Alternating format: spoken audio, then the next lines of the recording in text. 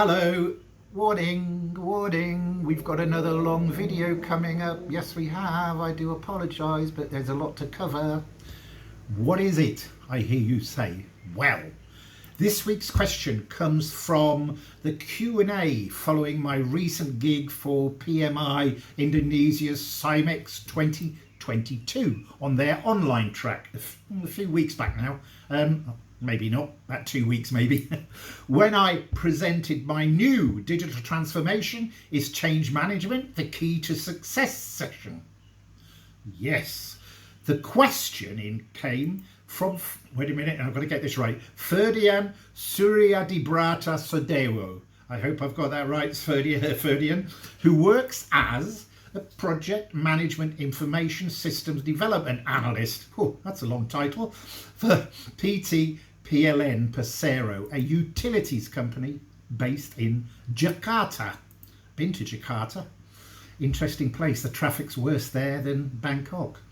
Ferdian asked, what's the best solution to overcome challenges in digital transformation, especially at mindset level, culture shift, and change resistance from the people?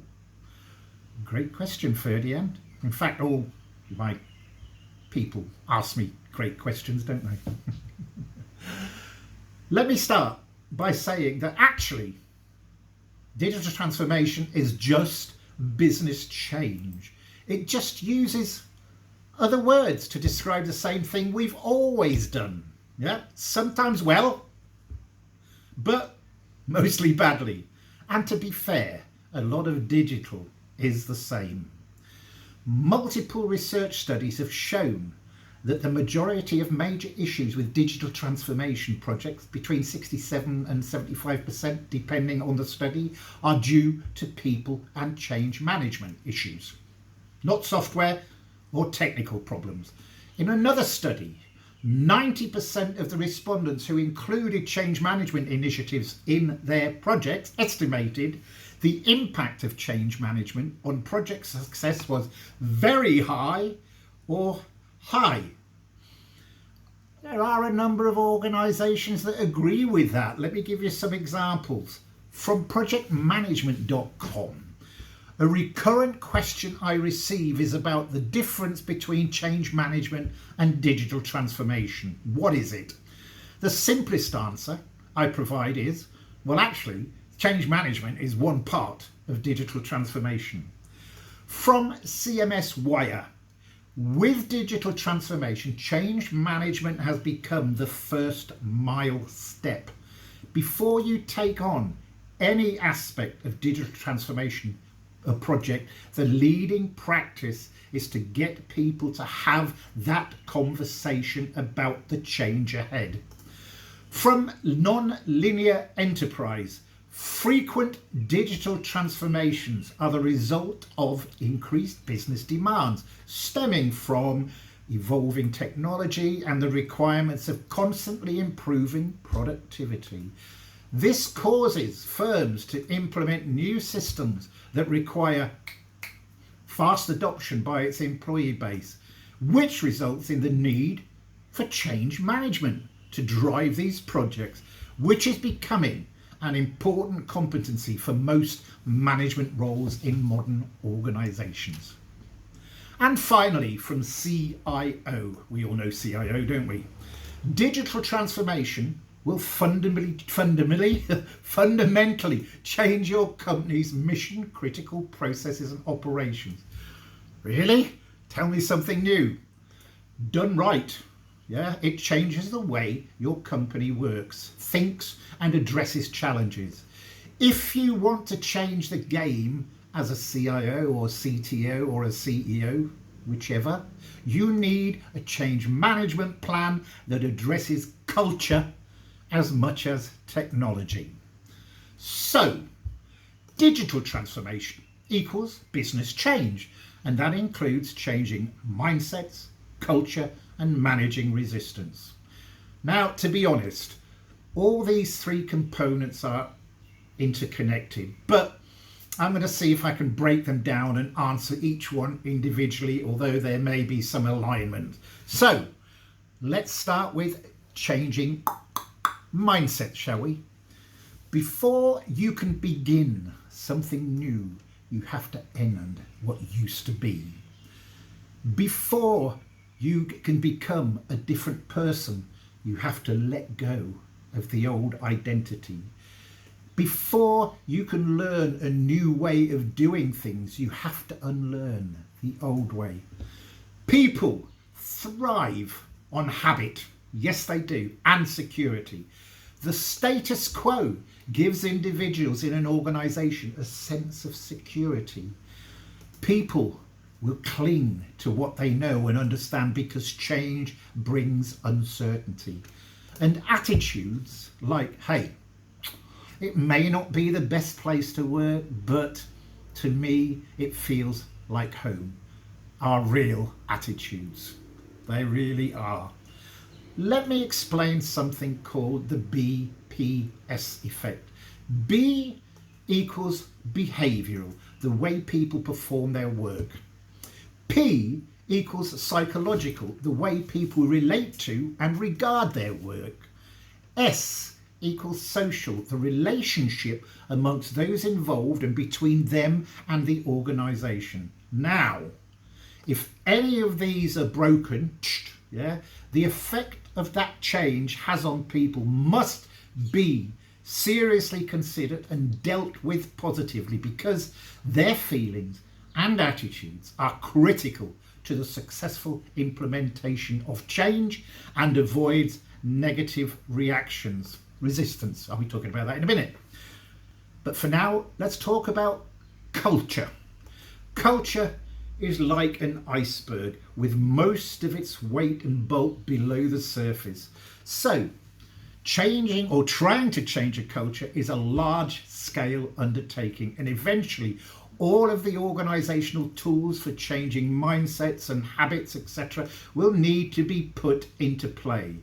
They say to effectively shape the bottom of the iceberg, those deeply ingrained beliefs held throughout the organisation, change must happen over a longer period of time, where leading is done by example and employees have the support they need to grow. Any culture change involves changing mindsets, I've mentioned it again, and behaviours of every person. But, there's always a but, isn't there? There is some new thinking. It's called the Mosaic Theory, which goes something like: cultures are dynamic, ever-changing entities. Cultures cannot be defined on their own. All cultures are in fact made up of a mosaic, hence the title, a mosaic of different behaviours, thinking and beliefs from a wide range of sources. Individuals navigate the range of cultures and learn to fit in. Cultures are made up of identifiable layers which are shared or not shared between the various cultures they encounter on a daily basis. There you have it. Culture is not one humongous mass. It's bits and bits and bits and bits and bits and bits. Now, there's also a very, very simple way of changing culture, and I like this, okay? If you are a leader and you are seeking rapid change in your company, forget about culture altogether, just forget it, okay? And focus on the new way of doing things. The genesis of a new culture results from a change in behaviour, not the other way round. So change the way people do things. Culture change naturally follows on, and as a result will take care of itself. Okay, now next one which could take forever because it's all about change resistance, but I will focus on the strategies to tackle change resistance, and also some of the reasons for change resistance. I'll start with some of the reasons first, and I'll start with end with strategies for tackling them. Okay, so first of all, some reasons. Self-interest. Hey, what about me? Individuals are concerned about themselves. which is natural, and their view is often biased by their situational perception.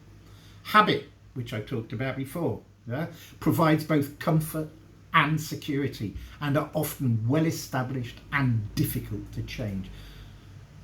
Misunderstanding, communication problems, inadequate information, and lack of engagement creates misunderstanding. Non-acceptance, being asked to operate outside your own comfort zone creates a sense of insecurity and leads to non-acceptance. Disagreement, I'm not doing that. So the disagreement over the need for change and over the advantages and disadvantages. Loss, now loss is a big one. If change, which is perceived as affecting pay or other rewards or patterns of working, loss is a big deal. Fear is another one. Changes which confront people tend to generate fear and anxiety because it is seen as a personal attack on them. Peer pressure. If your change effort threatens any kind of social bonds, team members may resist the change effort. Okay, now let's go through some strategies to tackle that change resistance. First of all, align your vision. Address the beliefs, principles and approaches to a vision to ensure a full alignment to the desired outcome. Consult widely. Have widely based consultations with impacted employees at the earliest possible opportunity, right at the beginning. Okay? Ensure understanding. Make sure that people understand what the objectives of the change are and the positive contribution it can make. Active involvement, and I always bang on about involvement. Get active involvement from impacted stakeholders to ensure commitment and buy-in. Get them involved in the change process in any way as change agents, as part of the process design or whatever. Get them involved. Okay. Create awareness. Develop awareness about what the change involves to increase the effectiveness of the impacted stakeholders. Teamwork. The project structure, the project structure must involve people working together. Involvement, because time needs to be taken to understand and learn each other's language. You get technical people, you get business people working on the same project, technical people speaking technical speak, other impacted stakeholders speaking business speak, and they don't understand each other. Build knowledge. Managers need to develop sufficient knowledge of the change to give the necessary support. That's it. It wasn't that long, actually, 13 minutes, okay? It's done. That's another one, okay? It is slightly long, but we had a lot to cover. I had a lot of information to get across. So thank you once again for watching, and don't forget to subscribe to my channel and get notified. Did you know that 60% of my viewers do not subscribe to my channel? So how about it, 60%? Yeah, just subscribe. It's easy. Just press that subscribe button and that bell thing, the notification. Yeah. So, arrivederci, au revoir, adios, auf Wiedersehen, sayonara, goodbye. See you again soon, I hope.